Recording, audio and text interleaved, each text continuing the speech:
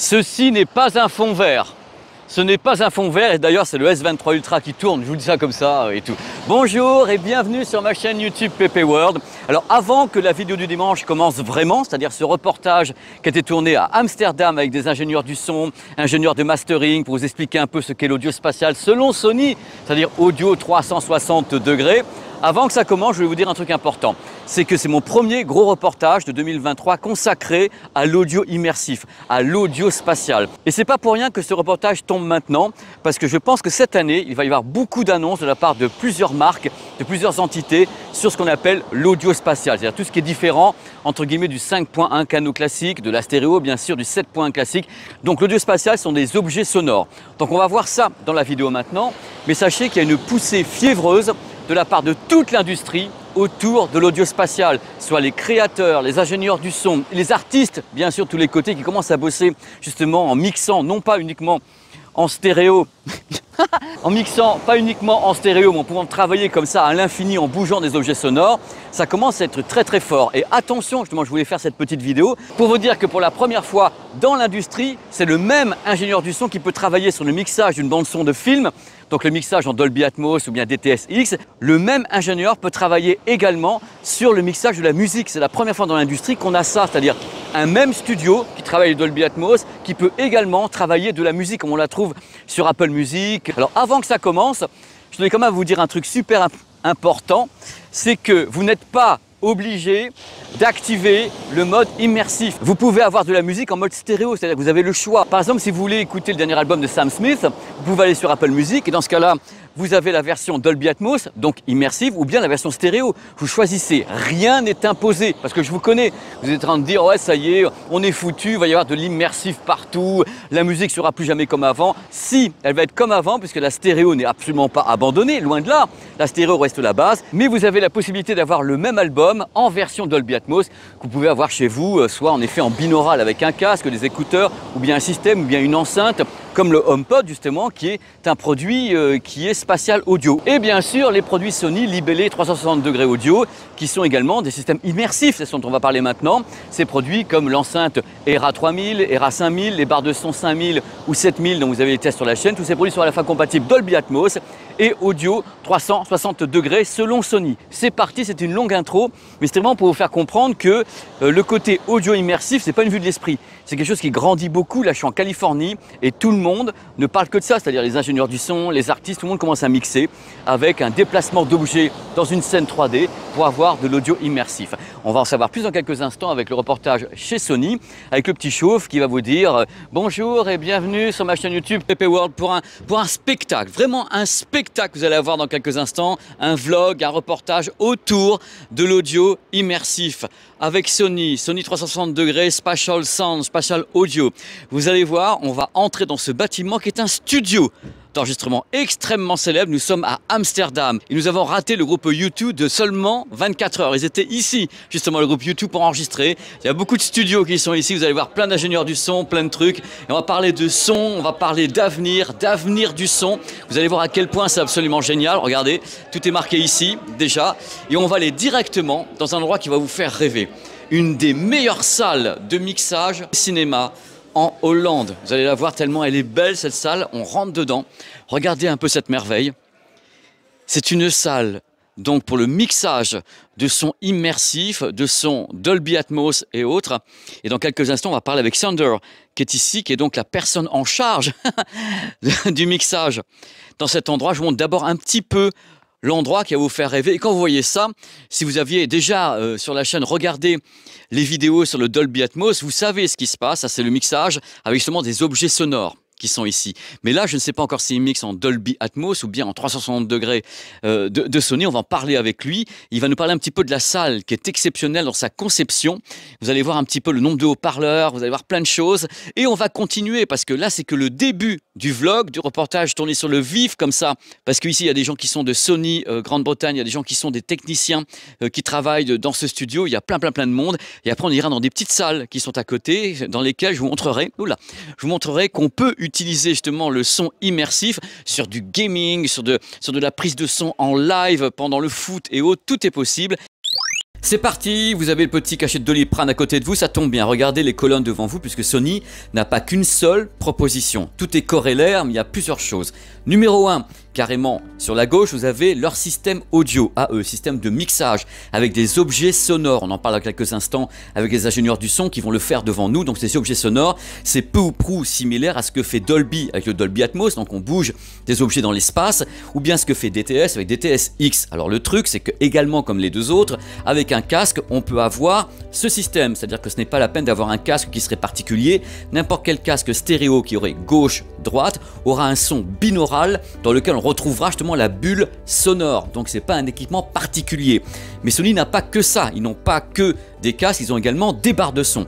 Les barres de son fonctionnent également cette fois-ci avec le libellé 360 degrés audio. Mais attention, Sony sur certains systèmes a également un truc en plus, parce que ça serait trop simple.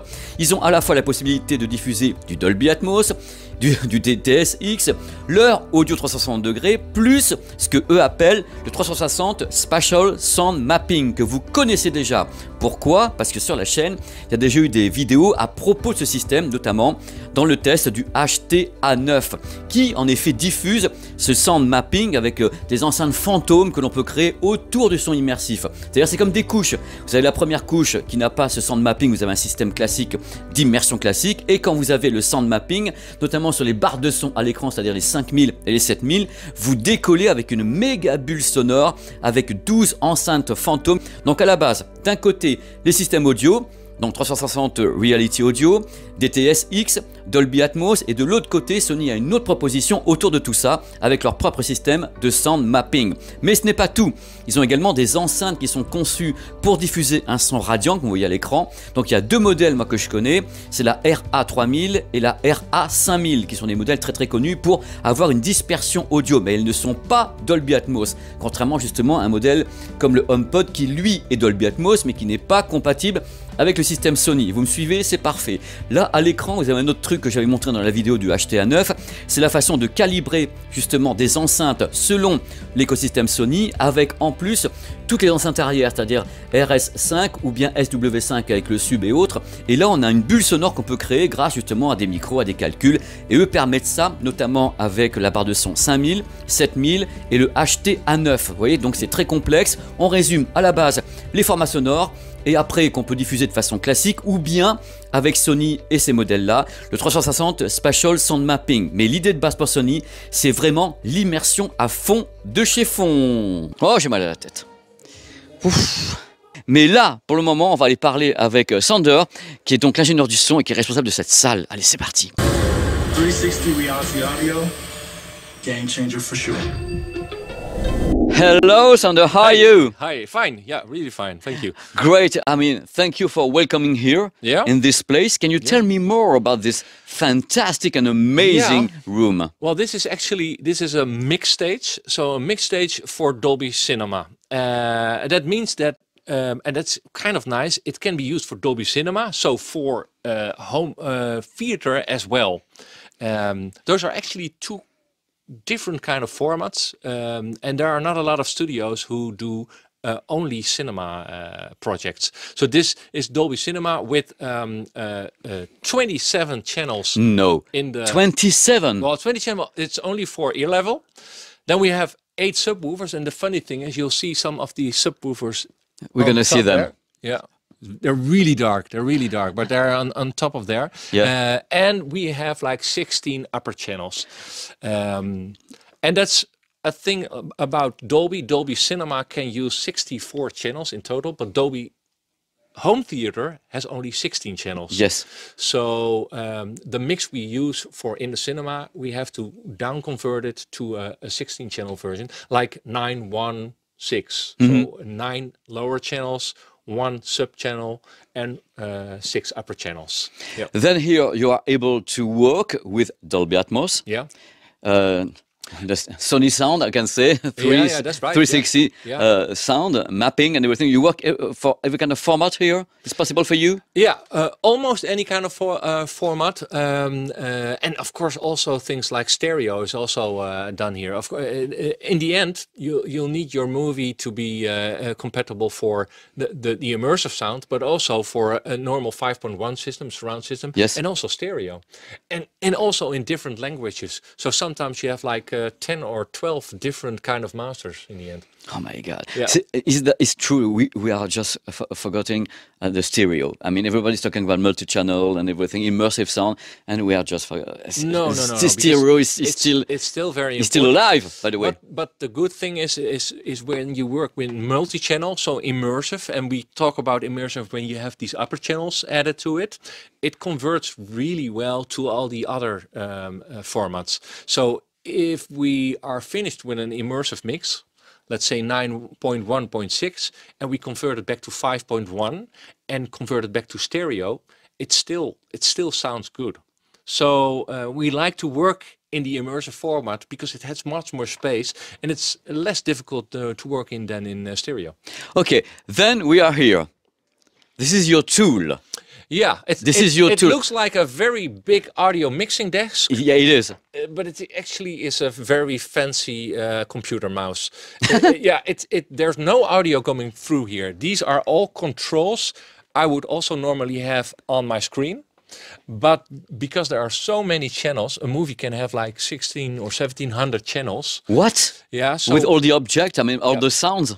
Yeah, all the sounds. So it could be like 1700, and the mixing decks would be too big. So this way you can just flip over some other channels, and you can see the audio of the channels. Oh yes.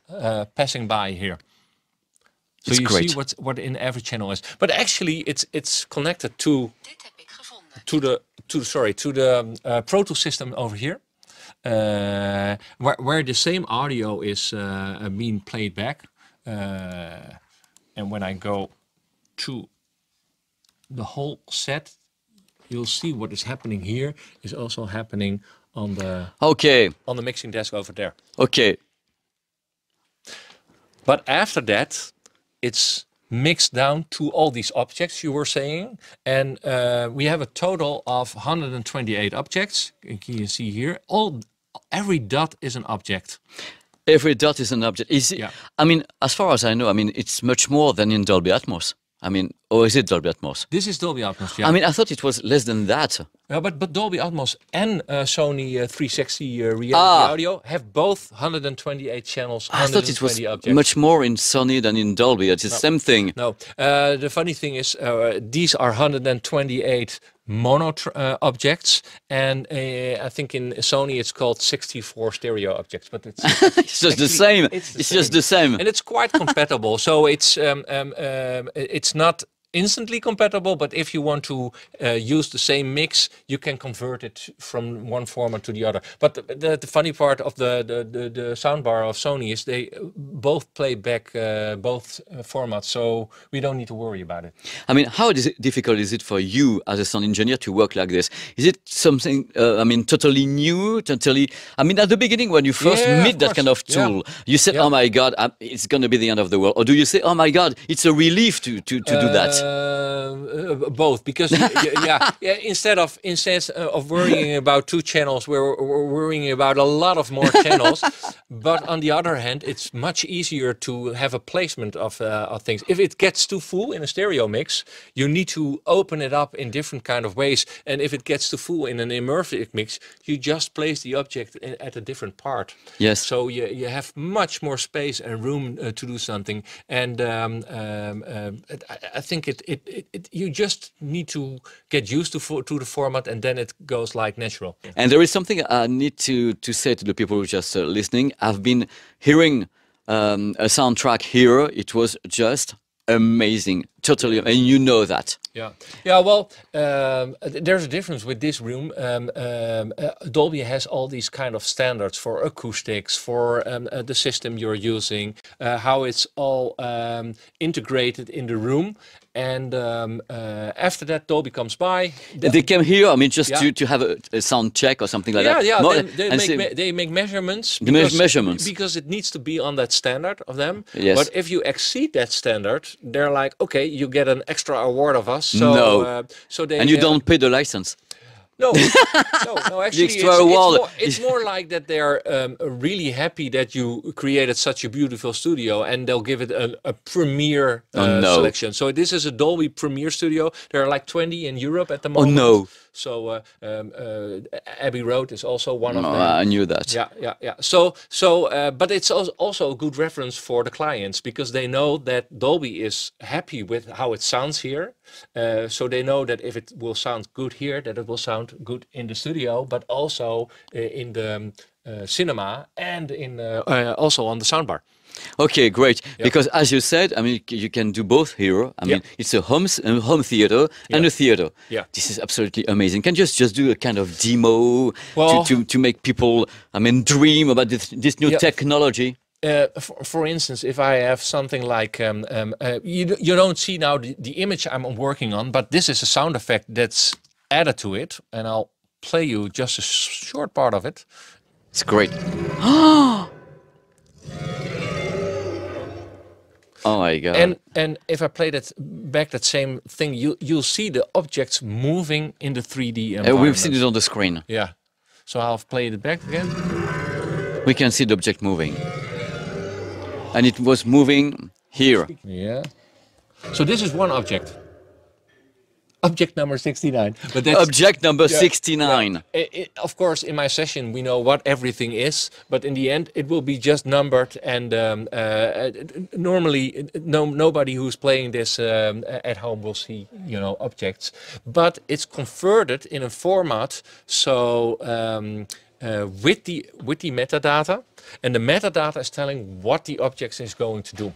It's a direction. Yeah, the direction. The direction of the object. Even the placement, if it's just on one spot. So if I have a bullet and it's one object and it's starting on the right, on the low end in front of me, and I want to have it move over my head to the left channel, I only have to make the movement, and it doesn't matter to me where it's being played, because in the cinema or on your home cinema, it will always be the same movement, because I only send the movement and the audio file away, and not the final mix. Oh my God, it's only a part of the final mix. It's only the direction of the object and you send. So the processor in a cinema is really working hard. It is like 128 channels with all these kind of movements. So there's a lot going on there.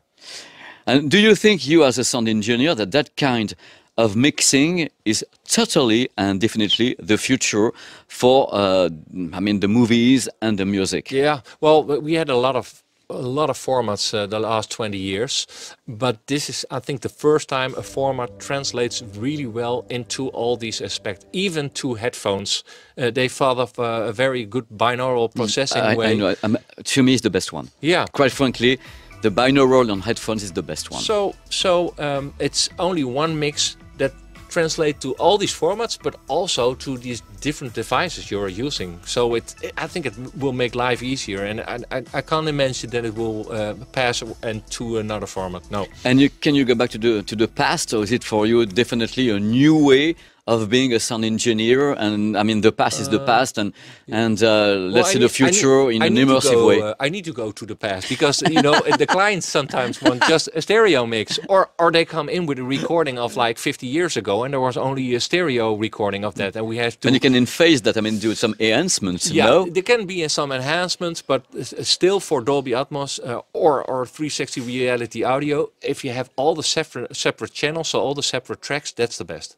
Okay, yep. Thank you so very much. Really, I did really enjoy talking to you, and it was great. You got a fantastic place and an incredible tool to work with. You must be a happy man. How long, I mean, do you stay here every day? I mean, 8 hours, 10 hours, the midnight shift, working at night? It can be from 2 hours to like 20 hours, yeah. If there's a deadline, you have to finish it, yeah. Okay, thank you again. Yeah, thank you. You're welcome. Bon, je continue. Vous avez entendu le monsieur, c'est absolument dingue, parce que l'endroit où vous êtes, et c'est ça qui est important, là je le fais en voix off, c'est à la fois un cinéma Donc vraiment un cinéma pour mixer dedans et à la fois une sorte de home cinéma géant. C'est-à-dire qu'il peut mixer tout ce qu'il veut ici avec tous les formats et ça c'est ça qui est intéressant. Donc là vous avez vu un petit peu que ça ressemble beaucoup au Dolby Atmos. C'est-à-dire qu'en effet il y a un mixage d'objets et en plus bon dans l'interview j'ai appris qu'il y avait le même nombre d'objets. J'ai persuadé que le système Sony 360 avait des objets en plus mais donc c'est 64 objets stéréo donc 128 objets qu'on peut manipuler comme ça à la souris avec un logiciel et faire ce que l'on veut. C'est-à-dire qu'on n'est plus attaché à quelque chose qui est limité au nombre de canaux. On n'a plus de canaux, on a des objets. Alors, en général, les canaux, c'est 5 points canaux, 7 points canaux, 9 points canaux. Là, on s'en fiche. Regardez, devant vous, vous avez des objets. Ce sont des objets qu'on positionne comme ça dans cette pièce, qui est donc chez vous. Hein, vous avez déjà vu ça sur la chaîne, mais là, c'est grandeur nature à nouveau avec un écran géant. Donc, ce qui est intéressant avec ce type de travail, c'est qu'on peut travailler en effet, regardez au-dessus de ma tête, avec des objets sonores. Donc, c'est là, pour les salles de cinéma, on a donc les haut-parleurs et tout. Et ces objets sonores peuvent être mis justement sur des canaux stéréo et avoir du binaural. Et c'est à partir de ce type de mixage ici qu'on va fabriquer du binaural. Et là vous vous dites, mais où sont donc ces fichiers? Où est-ce qu'on peut les trouver? C'est tout simple, Amazon Music a des fichiers Sony 360, il y a Nuggets, il y a Peer Tracks et il y a Tidal, qui est un géant américain qui a ce type de fichiers. Il y a également du Dolby Atmos. Hein. Alors bien sûr, la première solution c'est d'avoir un smartphone, les applications et avoir le casque, comme ça on a du binaural. Donc c'est très simple à faire, hein. C'est vraiment une liaison directe. Après il y a bien sûr les enceintes, on peut avoir soit bien sûr les enceintes directement connectées à un serveur, soit directement au travers d'un smartphone. Et il faut savoir également que les enceintes Sony sont a priori également compatibles avec le enhancement, c'est-à-dire un signal qui ne serait pas en 360 pourrait être mis en 360 au travers d'une spatialisation tout à fait artificielle. Il y a également des smartphones, donc bien sûr les Xperia sont certifiés 360 degrés signés Sony. Il y a les enceintes, hein, vous les avez, des enceintes avec des kits, enceintes toutes seules ou bien les barres de son. Et bien sûr des marques partenaires comme Macintosh ou bien Sennheiser. Vous voyez, il y a quand même du monde au balcon. Et justement, que se passe-t-il une fois qu'un ingénieur du son comme Sanders a mixé une piste audio musicale avec le système Sony ou bien avec un autre, hein. Que se passe-t-il? C'est tout simple, il faut faire appel au mastering audio. Et pour la première fois sur ma chaîne YouTube, j'ai la chance d'interviewer une ingénieure en mastering audio. C'est l'étape finale avant la mise en ligne du fichier sur Tidal, ou bien sur Amazon Music, ou bien tout ce que vous voulez. Mais c'est super important, vous allez donc voir pourquoi le mastering audio est absolument primordial pour la qualité audio de ce que vous écoutez. Maintenant, ça va être le meilleur moment, on va retrouver Maria. Hi. Hi, you say Mariah ou Maria? María. Maria. María. Maria. Ajá. ¿Cómo está usted? Muy bien, ¿y tú? Muy bien. Maria, here, what is your job? What are you doing here? I'm a mastering engineer. Mastering engineer. And then it consists... Golden ears. Golden ears. She's got the golden ears. Exactly. You got the golden ears. Yes, but Maria, what is mastering? Mastering audio. Mastering audio. So what I do as a mastering engineer is that I listen to a track once it's mixed and I make a suggestive decision on how it should sound for the audience, for the mass public, so for everybody. So I make small enhancements with the EQ and compression. Alors, EQ is equalization. Equalization. Sorry, I have to be clear. With the equalization and the compression and limitation, and I make things loud and clear, and I make them speak clearly to you. So frequencies of the instrument. So each instrument in the stereo field is not fighting for a placement. So I try to bring clarity and accentuate little things that would make a mix more special and more true. Maria, my question is very simple. I mean, you are just enhancing the sound, more or less. But why did the sound engineer at the first place didn't do it? Oh, yes. So, I mean, it's not like it's a mix is wrong. So, if you've been in the studio, you spend so many hours working in one song and you hear one song over and over and over. And there's some details that you miss, you forgot. I mean, you're fed up about it. Yeah, well, yes. Yes, fed up about it. Yes. Definitely. So, and then you are here, you don't know the song. And then you don't, yeah. And then so sometimes I listen to songs and I hear like a bad edit or a tick. And then I bring it to the engineer and they're like, oh, I missed that. So I think it's just because you hear the song over and over and over. So what I do is I give another set of ears, another perspective to the song before it actually goes to the consumers. And then you work with the stereo sound. Yes. And then the most difficult part, or not the most difficult part, you work with immersive sound. Now I'm working with immersive sound. Immersive sound and 360 Yes. with the Sony things and Yes. Dolby Atmos or whatever. Yeah. Can you tell me the difference? I mean, is it so difficult? I mean, to have that kind of mix, an immersive mix. I mean, how does it work, Maria? Oh, it's so hard to explain. No, I know. mean, it's very interesting. So what we have in the stereo field is very narrow. So we have all the instruments in that are going to be within the same frequency. So we have a piano, a vocal, and everything, the guitars, everything is kind of around the same range. So we have to fight in the stereo field to make them all have a placement. And sometimes when you hear a mix, you feel that sometimes the vocal gets lost a little bit, sometimes the piano gets lost. And now we have more freedom in a 360 environment in which we can place every single element, meaning every single instrument. How many tracks? How many object can you have? I mean, 15. 128. Oh my God. Mono. So, oops, we're falling. Yes, we're falling. That's how much work it is. 128 Yes, 128 objects. objects that you can move You into can move, space. yes, up and down, left and right, and you can bring the levels up, everything. Yeah, it's a lot of freedom. It's very exciting because it means that we're creating audio to be experienced in a more natural way, I feel.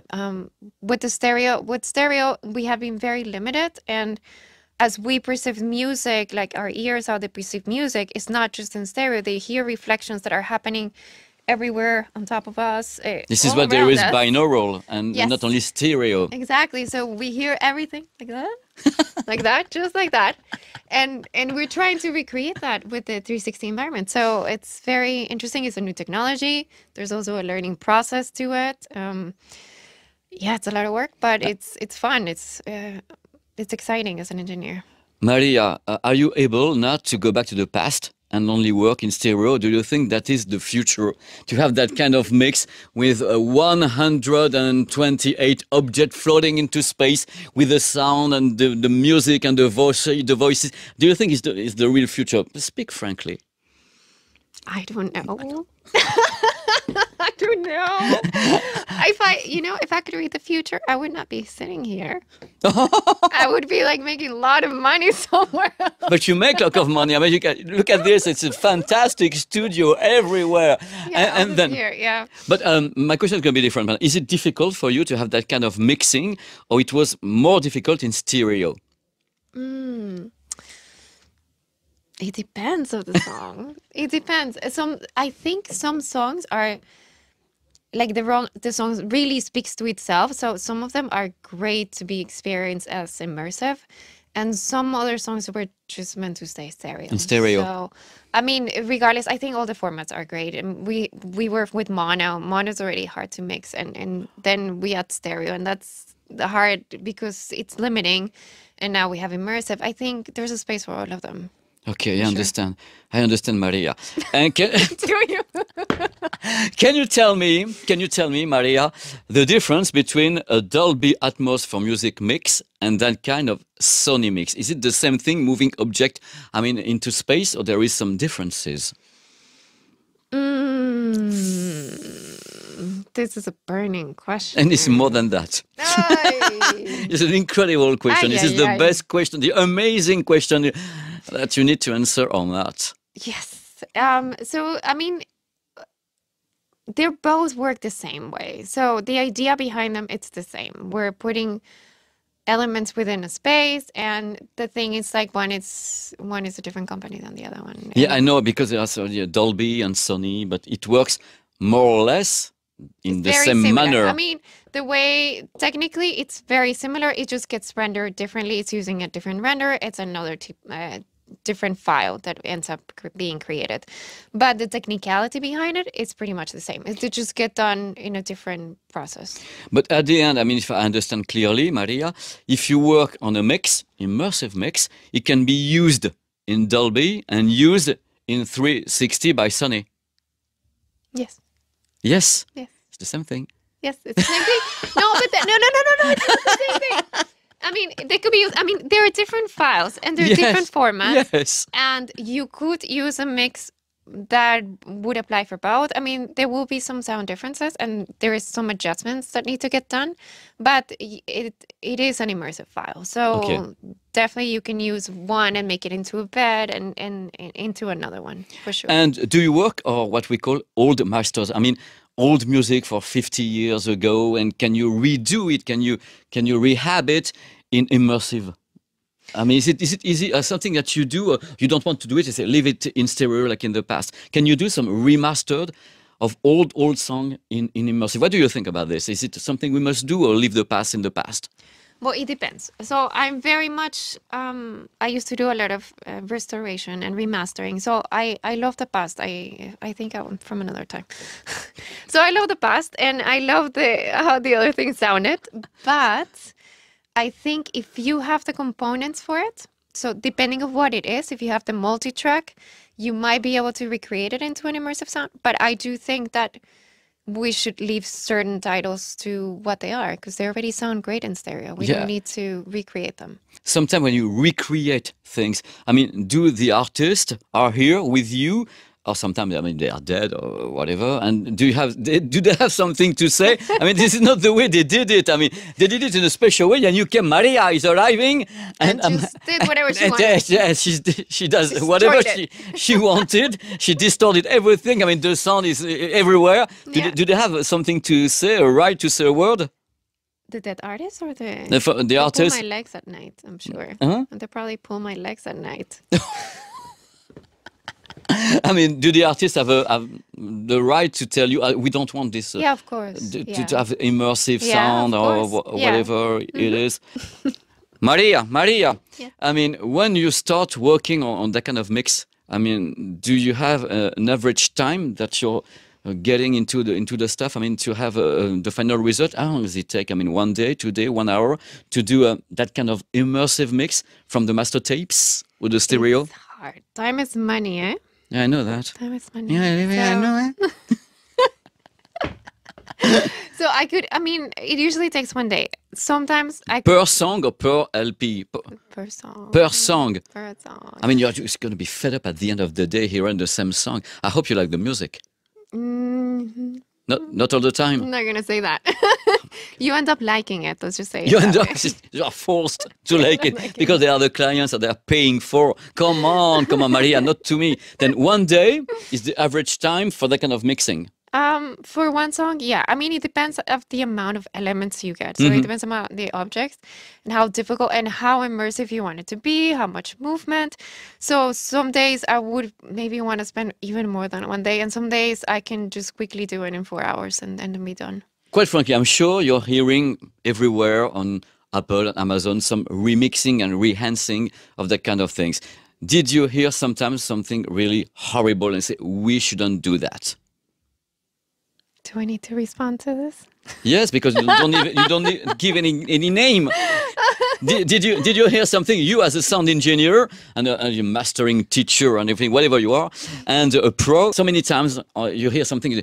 Oh no, this is not the way to do it. Oh my God, it's pure shit. Sometimes I hear things, and especially with the mastering, sometimes I hear like distortion in the stereos, and then I'm kind of like, oh, that's overcompressed. That's like, oh, so much bass. Wow, why'd you do that? No. But it's just the way it is. Okay. Well, you should have gone to me to get it. This is what I wanted to push you. At the end, you say, everything you're doing is wrong. Come to me. Come to me. Come to me. I'm going to do it better. I'm doing a better mastering and immersive sound. Yes. Maria, it was a pleasure. Same. Thank you. Really, definitely. So fun. So fun. And can you say something in French, like bye-bye in French, and say something in French? Oh God. Au revoir. Is that how you say it? Au revoir. Yeah, au revoir. Au revoir, hein? No? Yes, it's true. Thank you. Bye bye. Bye. Oh, j'ai mal à la tête. Ouf, on s'amuse bien quand même. Hein. Alors l'idée, vous avez vu des interviews, on vous a expliqué les choses. Maintenant, on va aller dans des salles de démo. Alors je vais vous faire les commentaires parce que moi je sais ce qu'ils vont faire. Ça vous l'avez déjà sur la chaîne, mais à l'état de prototype dans le reportage sur Roland Garros avec France Télévisions, où on faisait déjà des mix en temps réel en Dolby Atmos. Mais l'idée c'est justement de dire qu'une partie justement du futur, de notre futur, le futur du son, parce que cette vidéo c'est sur l'immersion, le son immersif, passe également par des contenus qu'on peut mixer en temps réel en Dolby Atmos. C'est que eux, ils pensent fermement, j'entends, que l'avenir du son, c'est pas franchement la stéréo, quoi. Ils disent voilà, nous c'est l'immersif. Et il y a également le gaming. Regardez un petit peu la machine de la mort qui est ici. Donc c'est une démo Sony qui prouve, ils veulent prouver que le spatial sound, c'est également un son pour le gaming. Ça fait longtemps que les gamers savent justement que le son immersif existe, mais là, ils ont poussé le paramètre très très loin, puisqu'en effet, la barre de son qui est ici, qui est donc, à mon avis, en spatial sound mapping, et qui est appairée aux deux enceintes arrière, qui sont là, et là, j'y vais lentement, regardez bien, et vous êtes au milieu, vous êtes là, et vous avez dans ce cas-là, le son du gaming en haut-parleur fantôme au-dessus de vous. C'est-à-dire que vous jouez et vous êtes dans l'immersion complète. Il y a un truc qu'on ne peut pas leur enlever, c'est qu'à chaque fois que j'ai essayé le spatial sound mapping, c'est quand même vachement bon. On a des effets absolument incroyables avec ces enceintes fantômes que vous ne voyez pas, elles sont fantômes. Au-dessus de vous, ça fait vraiment une voûte céleste de décibels et c'est bien fichu. C'est beau, c'est beau. Je passerai des heures ici, ça tombe bien, ça fait des heures que je suis là. Alors je vais vous parler un petit peu de ce que je ressens en étant ici. C'est vrai, là je vous ai fait le début de la vidéo avec des interviews, plein de trucs autour du son complètement immersif. Alors ce que je ressens, c'est que Sony a besoin de parler. Ils ont besoin de dire, bah, ça fait quand même 3-4 ans que le son immersif 360 degrés existe, parce que j'étais allé à New York pour faire en plus l'avant-première sur place avec DEEZER, avec plein d'intervenants, le tout Hollywood était là-bas avec les maisons de disques et autres. Et est-ce que ça stagne ou pas? J'arrive pas à savoir. C'est-à-dire qu'ils ont quand même la malchance d'avoir du monde en face. C'est-à-dire que Sony a beau être Sony, ils ont Dolby Atmos for Music qui est en face et qui bastonne de tous les côtés avec Apple Music et autres. Et Dolby s'implémente un peu partout sur les plateformes de streaming dont eux ils disent, bah voilà, le Dolby on l'utilise sur les barres de son parce que c'est vrai, ils bossent aussi avec Dolby, ils payent la licence. Hein. Mais ils ont leur propre système. Le système avec le 360 degrés audio qui est donc un format qui est très très proche du Dolby. Vous avez écouté Maria qui permet un mixage de la même façon avec des objets sonores mais qui s'appelle Sony. Donc, qu'ils essaient également d'implémenter, puisque DEEZER a ce système. Je pense qu'il y a une sorte de petite guerre quand même tout à fait normale entre Dolby Atmos for Music et eux, de leur côté, avec Sony Music, artiste Sony. Cette vidéo est un petit peu corrélaire à la vidéo que j'avais faite justement avec Guillaume Tell, avec celui de Guillaume Tell, avec le mixage Dolby Atmos. Il y a plein de trucs sur la chaîne parce que ça me passionne. Ça me passionne de savoir comment ça se passe, parce que j'arrive pas, moi, à savoir quelle est votre position, vous, sur la chaîne. Qu'est-ce que vous pensez de ce son immersif? Je parle pas de James Bond en Dolby Atmos, je parle de la musique notamment, parce qu'ici on a beaucoup parlé de la musique en immersif qui est remixée, donc qui est retravaillée en immersion avec des objets sonores de tous les côtés pour avoir un son qui est plus large, qui est étendu. Est-ce que vous, en effet, vous êtes client de ce genre de choses, ou vous vous dites, bah après tout, la stéréo c'est pas si mal, c'est pas la peine d'avoir un son qui vient de partout pour écouter Barry White ou Pink Floyd ou autre. Voilà, votre avis m'intéresse beaucoup parce que c'est passionnant comme débat, parce qu'on ne peut pas fermer les yeux sur le fait que les plateformes actuellement font beaucoup de promotion du Dolby Atmos, Apple en premier, et quand Apple s'y met, en général, c'est pas léger. C'est que les mecs, ils y vont à fond, quoi. Ils disent, allez, Apple Music, Dolby Atmos, c'est remasterisé de tous les côtés. Et toutes les semaines, vous avez des tas d'albums comme ça qui sont mis en ligne sur Apple Music. Ils sont des albums qui sont quelquefois super récents ou super vieux, avec remixés en Dolby Atmos de tous les côtés, et Apple n'arrête pas de faire la promo de tous les côtés. Et pour moi, c'est passionnant de savoir ce que vous pensez, en effet, de cette façon de mixer, de remixer les morceaux de musique avec un son étendu, des objets sonores, une façon différente d'apprécier la musique. Ah, un truc, oui, important. Plateforme de streaming. Quand vous avez sur les plateformes de streaming un son qui est en qualité CD, donc lossless, ou bien high-res. Ça, c'est pour la stéréo. Dès que vous passez, c'est important ce que je dis, dès que vous passez avec un son qui est en immersif, donc Dolby Atmos for Music, ce n'est plus du lossless. Vous passez avec une compression avec perte de données. Il n'y a que le son stéréo sur les plateformes de streaming qui est en qualité CD et high-res. Bon. C'était un vlog tourné sur le vif en 1 heure. Donc j'ai fait tout ce que j'ai pu pour essayer de vous renseigner. Il y a eu les interviews qui étaient géniales. Vous avez pu voir l'écosystème parce que l'idée, bien sûr, pour Sony, c'est de dire, regardez un petit peu ce qu'on fait. On sait tout faire. On a du gaming, du cinéma, de la musique. Bon, je ne vais pas vous laisser comme ça, quand même. Donc c'est la fin de cette vidéo. Il y a beaucoup de trucs qui vont se pointer, donc en 2023, des tas de reportages. Là, je suis en train de faire un reportage et qui sera mis en ligne aux environs du 10 ou 15 mars sur justement des choses autour de l'audio immersif, des ingénieurs du son, des trucs comme ça, pour bien comprendre quelle est la direction prise par les marques, par Dolby, par Sony, par plein de gens aussi, sur l'audio immersif. Il y aura peut-être une vidéo encore dans la semaine, je ne sais pas, on va essayer, parce que j'ai des tests en retard de tous les côtés. J'aime bien en même temps me mettre là parce que ça me fait un petit peu faire mon jogging du matin, parce qu'il est 8 h du matin ici à Los Angeles. Et voilà, des gros bisous surtout et merci d'être avec moi sur cette chaîne. L'année 2023 s'annonce assez étourdissante, côté nouveautés matos et côté justement les technologies qui évoluent autour du son et de l'image. Croyez-moi, l'immersion devient quelque chose de très important. On voit bien les rides là, avec le S23 Ultra, je pense. Allez, ciao. Enjoy, c'est pour moi. Enjoy.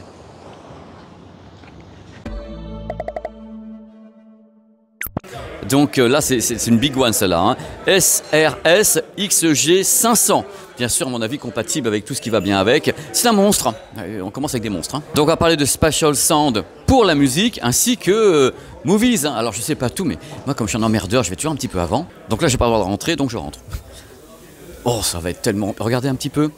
C'est une preview de ce qui va se passer. C'est un studio donc de mixage. Et je pense que tout à l'heure, on va assister donc à des choses extraordinaires ici avec le mixage qu'on va faire en direct. Dans cette pièce qui est aménagée aujourd'hui pour les démonstrations, on peut vraiment faire des prises de son, hein, avec des artistes. Donc on ferme.